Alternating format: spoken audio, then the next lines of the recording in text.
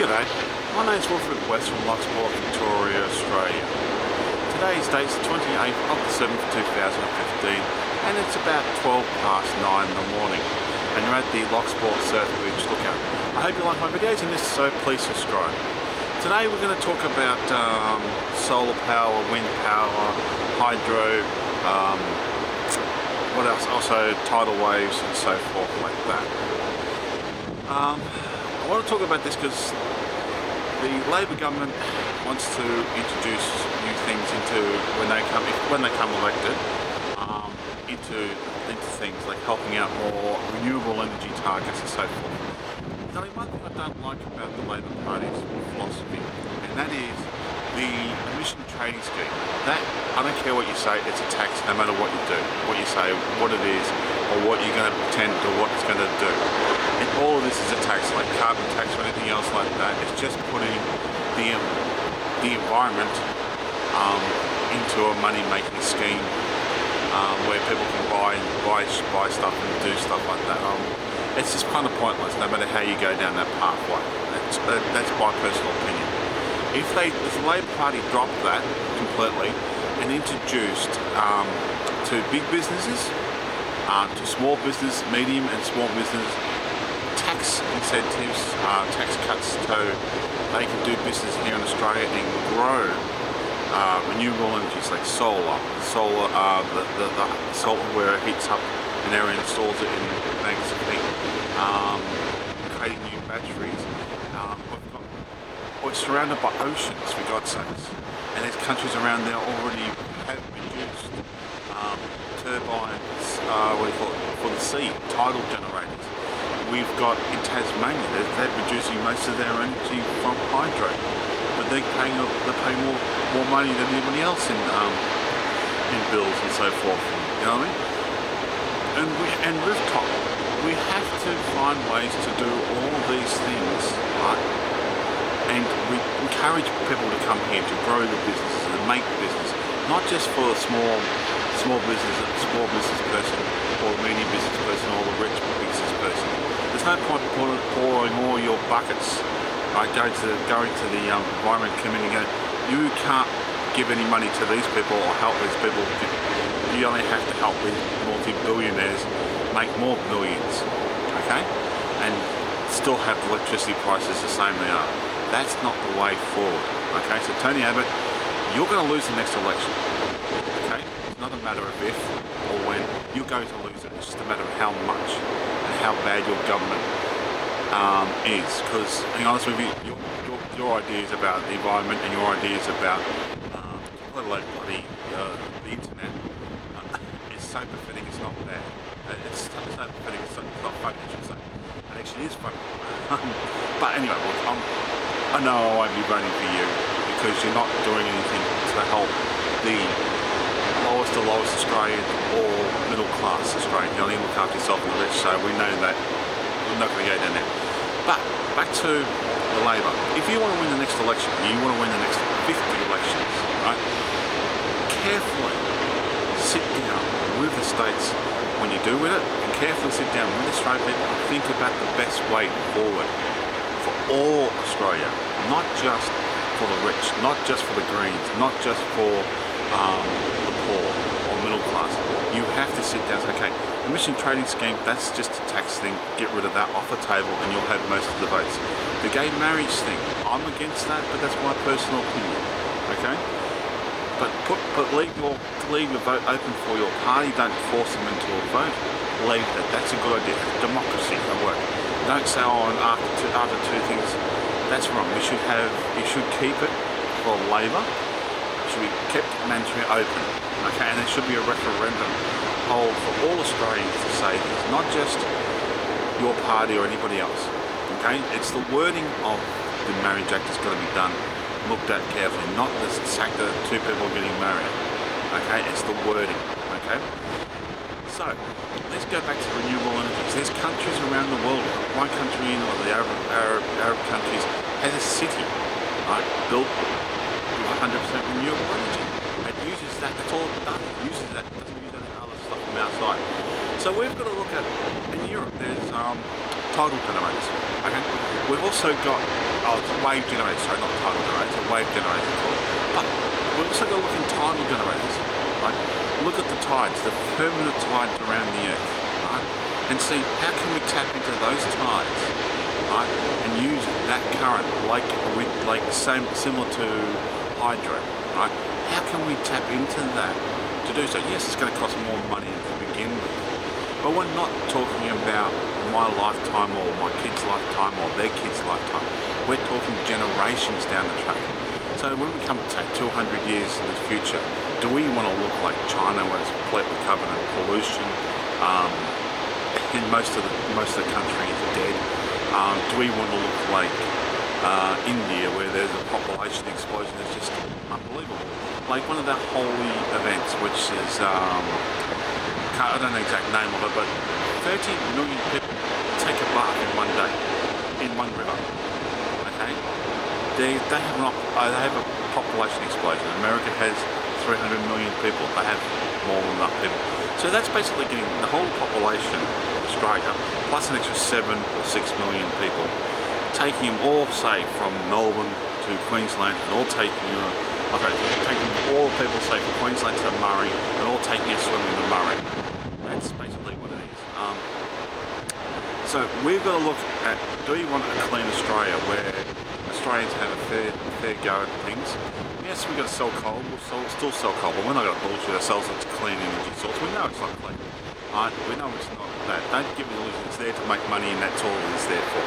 But we got to shift from the concept of us relying on the natural resources of the earth to pollute, to migrate forward to using renewable energies to compete. Like there was a gentleman I saw on Facebook, he got plastic bags and converted that into fuel. I only saw it once, now it's vanished completely on Facebook. I don't know why. Well, I think I do know why, but anyway, when I go down that pathway, there's another conspiracy theory. But he did it and proved the point where you can get plastic bags, use energy and create those plastic bags into something else, okay, instead of putting it into landfill. Why isn't this device looked into seriously by governments and other organisations and then put into places like landfill, right? And say, okay, can we create plastic bags into fuel? Doesn't work, okay? If it works, how much is environmental, how much does it put to the pollution in the earth, okay? If it's not putting, if it's actually saving the earth, putting less pollution than putting those plastic bags into the earth, then grab those bags, do that, put them in every single landfill in Australia and pump out fuel, cheap fuel for people, okay? That fuel can be used for multiple things. You can even just burn it off if you want to burn it off, okay? But what I'm trying to say is that we've got to find ways, intelligent ways to work together as a whole nation, okay? Not put a tax on something, but reduce taxes on industries that are environmental friendly. As I said before, there is tidal generators we can use. We've got wind already, we've got solar, we can improve on those. We can use, wave generators. So we've got wave generators, we've got, there should be tidal generators we should be able to create. We have wind, we have solar, we've got to create better batteries, better things like that. And as an economy, we have to all as one start to shift our focus from fossil fuels and stuff like that and migrate to renewable energies. The federal government should ban fracking in the whole of Australia because that's destroying the environment. In the long run, it will destroy the environment and destroy for our future generations. It's no good in any way, shape or form just to make a little bit of money. And that it's too expensive to do so. Putting coal mines in any farming area or floodplain should be banned. We shouldn't be encouraging opening up new coal mines. We should be closing them down. We should be getting those companies who have the coal mines to invest their profits into renewable energies. Okay, so look, go to the big businesses, the mining and all that. So you've got a mine that's going to make money for you for the next 100 years or whatever. You're not going to open up any new mines, but we want you to invest. We'll give you massive tax incentives to invest your profits and to change your business style from mining into solar to hydro, into tidal generators, into wave generators, into renewable sources like sun, wind, battery supplying ways, right? And same with car industry. We should be encouraging them to go towards this pathway instead of staying on the pathway they are at. And eventually, over time, I'd say probably not 10, 20 years minimum to 50 years maximum, we should be able to shift our entire economy, right, how it is at the moment, to purely renewable energies. Okay? Yes, we're going to need oil still. We're going to need all those things as well. We're going to need fossil fuels for some things. Yes, we're going to have, but we can make that cleaner. We can make our footprint smaller. We're going to have to look at the housing and look at not just the cost of housing. To me, that's just blown up out of proportion, because I can go back in the 80s for a 3-bedroom rundown house in North Box Hill, paying $120 a week rent there. Okay, 3-bedroom house. That's just before. That's going back in the 80s. This is a joke. We have to sit down and put the brakes on housing. We have to look at taxing people who are doing negative gearing and stuff like that. We have to look at ways of reducing those so it makes a fair hurry. But we also have to look at how can we make that house 100%, if not 100%, close to 100%, using the natural environment, like either air, water, or wind, or solar to generate power, right, for the house, and increasing the house so it's less of a footprint on the environment. Where we can say, okay, we're building this house, and they're probably paying maybe nothing, or if not a couple of dollars a month for electricity, water, gas, whatever. Right? Gas can be removed from that. We can keep gas at the moment, but that can be removed from the system as well. We don't need it. We've got renewable energies. We've got more than enough renewable energies to make the whole Australia prosperous. We could look at communities in the future where every single one has their own solar panels. They have their own tanks of water which they collect rainwater and stuff like that. They use that. They might even build a small, instead of pumping it all the way into one big place where waste goes, they might have a small waste plant for that whole community. But the waste product though goes, like in Japan, where they use their shit and all that, goes back into fertilizer. That's a smart way. We should be looking at that. There's devices that can take air, that take the moisture out of the air to make drinking water. Those things we should be looking at putting into buildings, and nighttime office buildings and so forth like that. We should be moving away from migrating into the cities. That doesn't work. Okay, look at some of the biggest cities in the world, and you see the problems they have. Okay, we have the whole Australian populations in one city, and the time it takes for you to get to work is almost impossible. We don't want to go down that pathway. We want to break up that pathway. We want to spread outwards, but we don't want to step onto prime farmland like cattle or anything else, or farming. We want to find ways where we can find an area, develop that area so we can work in environmental friendly ways. So that everything from the ground upwards has all been planned, all been thought about. Like in the movie Extinct, their waste treatment plant is simple. You come outside and they've got a hole there, you basically put them into there. That should be looked at into a suburb idea. So your waste products, instead of having been there in a truck coming around and picking up your waste, you have a hole or basically a metal tube following along the street, and you put your rubbish into there, and that just basically uses the air pressure or whatever, sucks your rubbish into the rubbish place. They then sort it out, and you sort out the rubbish from that.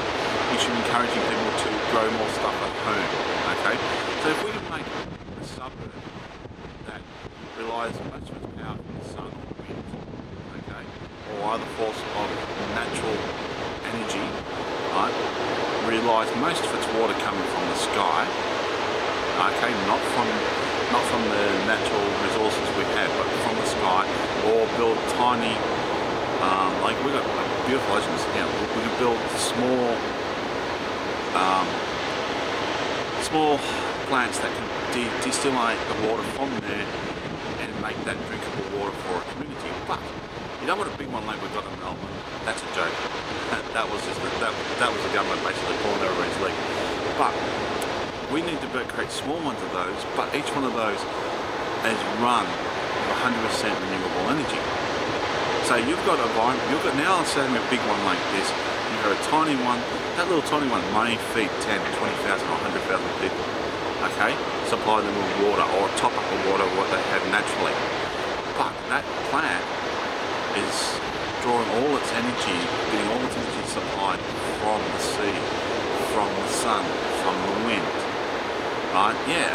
So therefore, you're actually creating a system that's a balanced system that works, and it's looking after the environment, not destroying the environment. Okay. And the end result is these people here have got clean drinking water. They have beautiful gardens. They have productive gardens which they can grow fruit, vegetables. They have maybe even their own beehive. But they don't have trucks running around the streets collecting their rubbish, causing more pollution.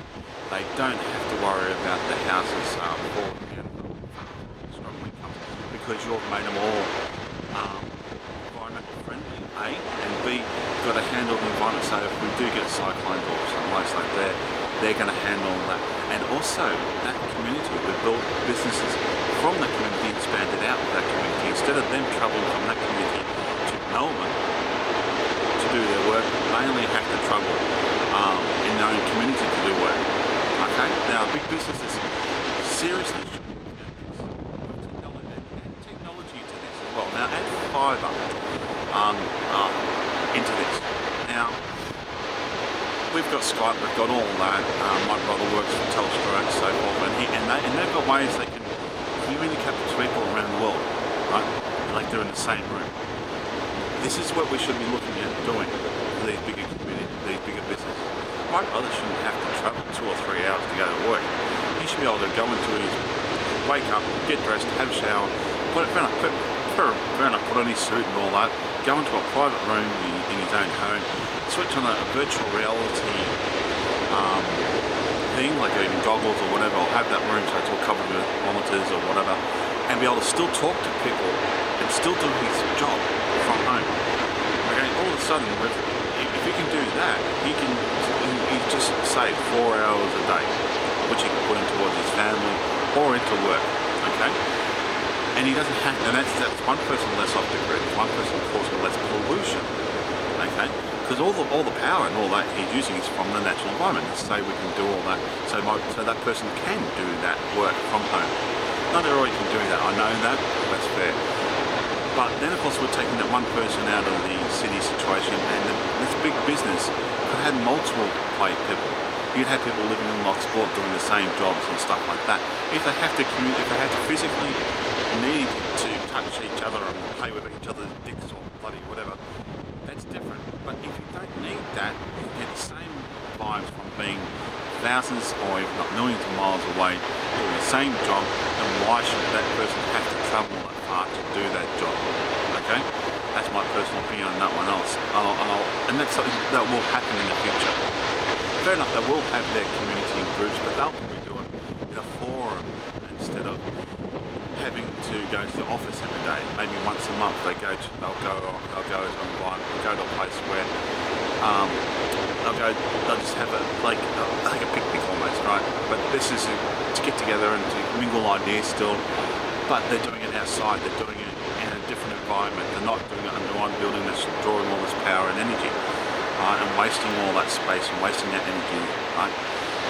Because that's one way, but so we need to improve our communications, we need to improve, and we need to have that cable going to every single home. To do that, doctors have even said this, that it's better, they will improve their businesses by saying, oh, we can see, if we had cable, they can see different colours in the blood, they can see better things. If you have a better technology, it's better for all people, okay? That's just my personal opinion about a lot of different things. I only want to quickly talk to you about was basically the earth, the wind, and earth, wind, water and sun. But I think we're on the right pathway. I think Labor's on the right pathway. They need to remove a couple of their things. The as I said before, the emission trading scheme has to be removed. And also, one thing I'll point out here, I do not want to become a republic. Okay? I do not want. No. Okay. We get to gain the benefits. We get to go to the Olympics. We get to go to the Commonwealth Games. Okay. So that's just my personal opinion. We should keep the Queen in the state because honestly, that's what we are. We're a colony of that, and also they're our allies. Okay, think about in the future how you want allies. Do you want to become a republic that have really no allies, where nations like England and stuff like that could turn their back on you because, well, being honest with you, a republic and stuff like that? That's in the future. That's more hearsays and possibles in the future, whatever happens. Anyway, my name is Wilfred West from Locksport, Victoria, Australia, signing off. Thank you for watching my videos, and all comments are welcome. You all have a great day now. And please let me know what you think of my videos.